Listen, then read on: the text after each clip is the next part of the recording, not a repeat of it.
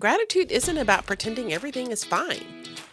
It's not about ignoring your trauma or minimizing what you've been through.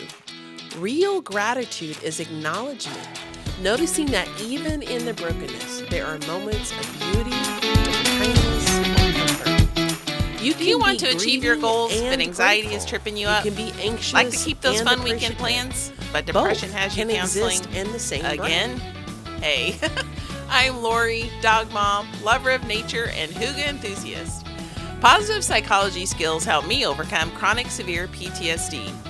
If you're ready to learn how to overcome your anxiety and depression and rediscover happiness and purpose in life, then get your cozy on and let's get started. Welcome back to Practical Solutions for PTSD. And yes, I still have a cold. So you will notice I am sounding a bit stuffy today. But we're still going to have a great time. So this is our first episode on a short series on gratitude. November is right around the corner, and here in the United States, that means Thanksgiving. So we are going to have focus on gratitude and the benefits of that and how it helps with trauma. So if you would like to be able to dive into this a little bit deeper, sign up to become an insider at Practical Solutions for PTSD Insider.grwebsite.com. And I'll be sending out some guided gratitude journaling and things that can help you really get into this. We'll have a scriptural version if you prefer that. We'll also have just a basic gratitude journal guides that will help you focus on gratitude throughout the month. Now, if you are hearing this or you decide to sign up a little bit later and you're like, oh, it's not the 1st of November, not a big deal. You could do this at any time. We're just focusing on it particularly in November. So again, you can sign up to become an insider and get a copy of that for free. It's Practical Solutions for PTSD Insider.grwebsite.com. Today we're going to talk about a topic that I really fell in love with when I was in one of my darkest moments, and that is being grateful in the dark. It did not come easy for me. This was something I had to learn. It was very difficult at first because at that particular point, one of my most hated cliched phrases is life is good. Because at that point for me, I felt like life was anything but good. I was in a really dark spot, physically, emotionally, a lot mentally. It was just not in a good place. And I hated that phrase. But a friend of mine asked me to join her in a gratitude challenge for the month of November. And we are going through a scripture a day that had to do with praise or thanksgiving or gratitude in some fashion. And about 15 days into that, I noticed a huge change in how I felt physically, mentally, emotionally. I could feel such a change. And from that point forward, I became a big proponent of gratitude. Now, before that, I did try to be grateful because I know we're supposed to be, but it was like, I'm supposed to be grateful, so I got to find something to be grateful for. But the change in how I felt was just so dramatic. And it wasn't until later I learned this. There is actual scientific data behind the benefits of gratitude. It's really fascinating. And so we're going to talk about some of that today, and we're going to explore how gratitude can help you heal from trauma. So when you've lived through trauma, loss, or long seasons of anxiety, gratitude can feel impossible. Trust me, I've been there. It took every ounce of energy I had to come up with one small thing that I was thankful for in those days. And it can even feel offensive at times, like you're denying all the bad things or you're denying the trauma that you've been in. It's easy to think, how can I be thankful when everything hurts? Like my heart hurts, my brain hurts, my body hurts. How can I possibly be thankful?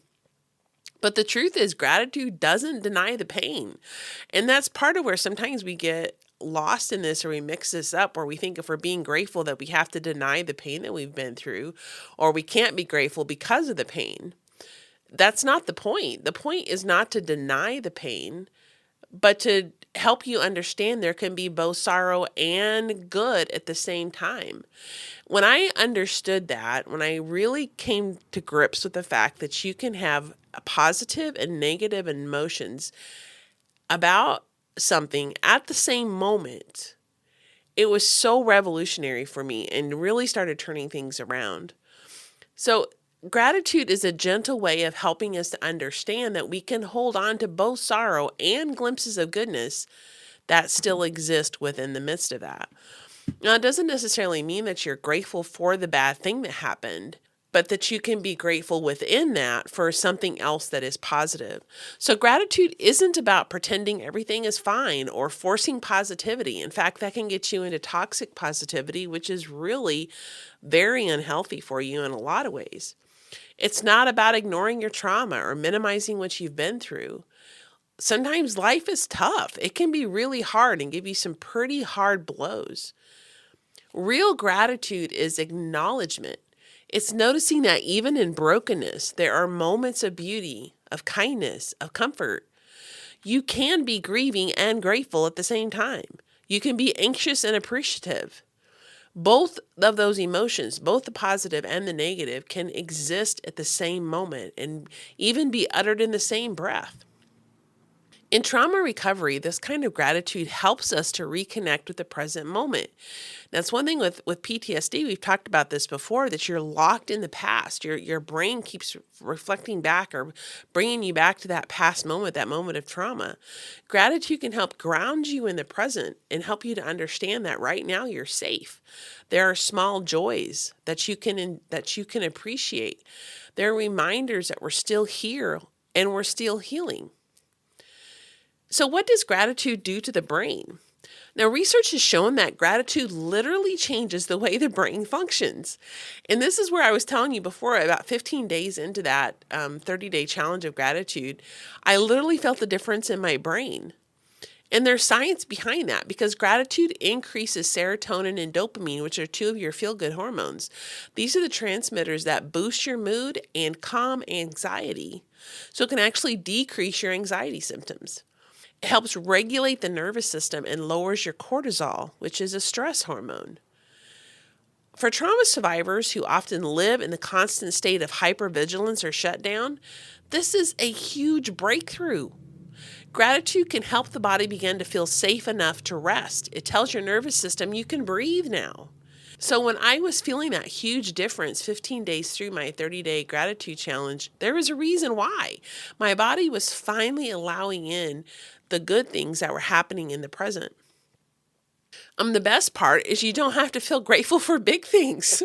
You can start small. That's how I had to start. I had to start with some super basic things like I'm thankful I have a home and a roof over my head. And which is a big thing, and yet it was one of those routine things you just kind of expect to just be there. So you can just say something like, I'm thankful for the warmth of this blanket. I'm thankful there is one person who listened to me today. I'm grateful that today I made it through. I'm grateful for myself. I kept showing up. I kept trying. I haven't given up. So it can just be one small thing, and if that's all you can say that day is I'm grateful that I'm still alive. That may be all you could think of that day, and it may be pretty huge, especially if your trauma has to do with literal physical survival. But start small. Don't expect it to be this huge makeover overnight, and it doesn't have to be. You can still get the benefit when you're starting with small things. There's gratitude in the context of trauma. So here's the reality. Trauma disconnects us. And I've mentioned this before, when you're dealing with PTSD, you're locked in the past as if it were the present. It disconnects us from ourselves, from others, from the sense that life can be good again. And as I said before, for a while, one of my most hated cliches was life is good. I hated that. I would see it on t-shirts or on a bag and signs, and I just wanted to punch something. Like, life is not good. It's terrible. Because I was stuck in that trauma and I was disconnected from the present. And sometimes, honestly, the present was pretty rough, but I was not seeing the good in the present because I was trapped in that. But gratitude begins to rethread that connection where you're starting to see the good in life again, where you're starting to see there is hope in the dark. You can have gratitude in the dark. So when you notice even one small, safe, or comforting thing, your brain automatically starts building new associations. Your brain is super good about associating things. And when all you're thinking about is the bad stuff, it starts building associations around that. But if you can introduce one small, safe, or comforting thing, just one, your brain starts building new associations. So, this moment is safe. I'm okay right now. That's what your brain begins to tell you. And as you begin to relax, it starts letting in more good things. So, again, this does not erase what happened. It simply widens your emotional landscape so pain isn't the only thing that exists there. And over time, this helps integrate healing and hope. Now, on that 15th day, halfway through that 30-day challenge, I literally felt my brain begin to lighten. Like I felt like I was under such a physical weight for so long. Like my body would be bowed down, literally as well as figuratively. My brain felt heavy. But as I reached that midpoint where I had been doing this for a while, I noticed a lightness in my brain. Like my brain did not feel so heavy. It was just the oddest thing. And it was really cool. But that was where having that little bit of good was starting to integrate healing, and my body was literally starting to heal. And the only thing I had changed was being grateful and focusing on that a little bit every day. Don't try to be thankful for the trauma. That's definitely not where we're going with this. But you can be thankful within it. You can be thankful for growth, for survival, for one tiny sign of grace that helps you keep going. So in the midst of all that trauma, you can find something within it to be thankful for, not for the trauma itself. I was teaching a class on stress management a couple years ago, and I was talking about this, and someone said, how can I be thankful when my child is dying of cancer? That is terrible, and it's a hard, tough place to be in life. Life can deal some devastating blows. So I'm not saying, and science is not saying for you to be thankful for that, but to be thankful within it, to find something within that situation that you can be thankful for, even if it's just the tiniest thing. The sky was blue today. Maybe that's all you can come up with to say about thankful. The sun came out and I was able to feel it on my face. Something super tiny, just one thing to help you be thankful. So I'm going to do a little bit of practical gratitude practice for you. If this concept feels too heavy or abstract, there are a few gentle, practical ways to begin. So if you're having a hard time thinking about being grateful, I'm not asking you to start a whole huge gratitude journal, although there is some definite benefit to that. But there are some things, simple things that you can do to help you begin. So start a one-sentence gratitude journal. And this could be a recorded journal, like a voice recorded. You could do it that way. You could actually write it down. Put it on Post-it note, stick it on the mirror in the bathroom, whatever you want to do. Just very simple. One day, write one sentence, even if it's small. So like I said earlier, I'm grateful the sun came out. I'm grateful my coffee was warm this morning. I was able to drink it before it got cold. Just one little sentence. All it has to be, just start small. This builds a habit without putting pressure on you. Practical thing number 2 that you can do is sensory gratitude. So when you're feeling overwhelmed by stress or anxiety or whatever, pause and notice one thing through each sense, each of your 5 senses, something you can see, touch, smell, hear, or taste that brings even a flicker of comfort. It doesn't have to be anything major. So like where I'm sitting right now, I'm barefoot. It's the benefits of working from home, right? So I could feel the carpet beneath my feet. And I can be thankful that it's not a cold cement floor. I have carpet that is warm and comforting. So that's something I can feel. Something I can see as I'm on my porch and I have my plants here and I'm starting to bring them in from outside because it's supposed to be cold this week. So I can be thankful for the plants I just brought in because it's something I see. So that would be just some ideas for what you can try for the sensory gratitude. Another thing is to take a moment to be grateful or to have gratitude towards yourself. And this could be really hard for a lot of people for a lot of different reasons. We're so easy to get stuck in negative self-talk. And I'm just as guilty as the next person. This is something that I've had to work on pretty diligently to break that. And I can't say I'm 100% through that, but I am further down the road. But sometimes we have to take a moment to just be grateful to ourselves. You survived today. You made it through the day. That's something to be thankful for. You haven't given up. You're still trying. You're still being persistent.